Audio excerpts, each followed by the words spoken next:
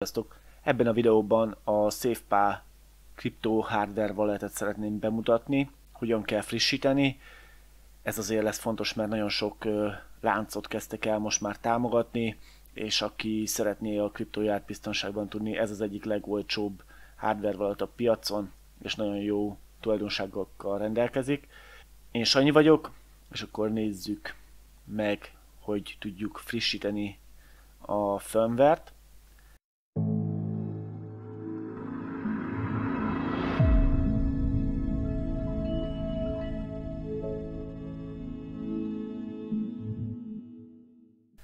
Első lépésként a SafePal IO-ra menjünk el.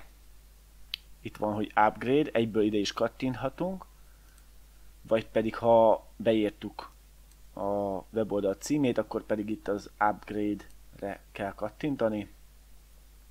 Ide be kell írni az aktuális eszközünknek a címét, és akkor ez le is tölti nekünk a éppen aktuális megfelelő firmware-t. Ez azért fontos, mert itt látjuk, hogy 8 új láncot kezdett el támogatni, köztük lesz a Nervos, Phantom, Avalanche, C hálózata, Arbitrum, Optimism, Hekko, Songbird és Boba. Tehát ezekhez kell letöltenünk most akkor a megfelelő firmware-t. Ezt mikor letöltöttük, megjelenik nekünk a Winchesterünkön. Kössük össze a hardware walletünket ilyenkor a USB vezetékkel.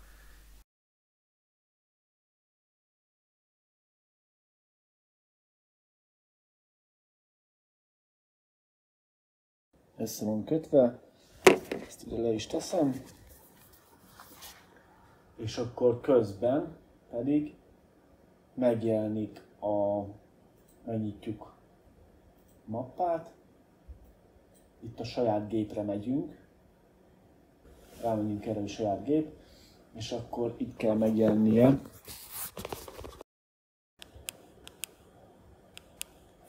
Settings,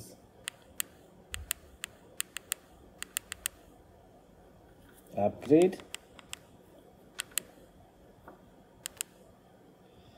és akkor fel van, ugye itt figyelmeztet, hogy legyen lementve a szóláncunk, a mnemonic phrase, hogy ha valami probléma történik, ez le van mentve. Letöltöttük ezt a bin file-t is, ez is megvan, és akkor itt mondja, hogy kapcsolod össze a walletet, és rá kell másolni. Akkor lássuk.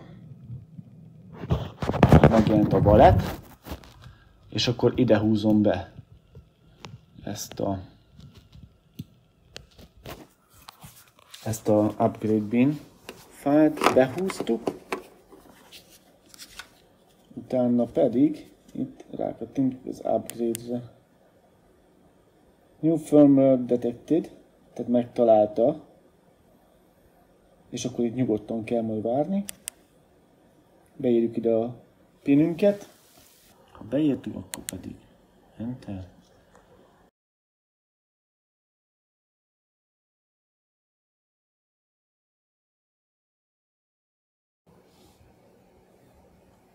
A firmware-t is mindjárt megmutatom, hogy hol tudod megtalálni, mert azt viszont nem mutattam meg, hogy hol van a szám.